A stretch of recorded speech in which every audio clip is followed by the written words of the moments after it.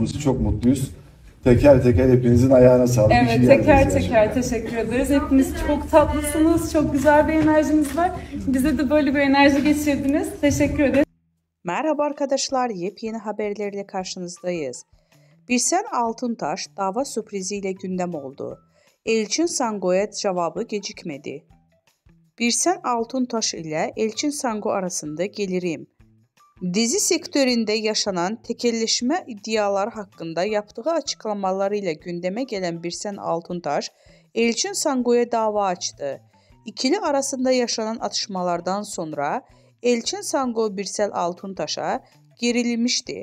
Elçin Sango Birsel Altıntaş'a sürpriz yapacağını söyleyerek kavganın fitilini ateşlemişti.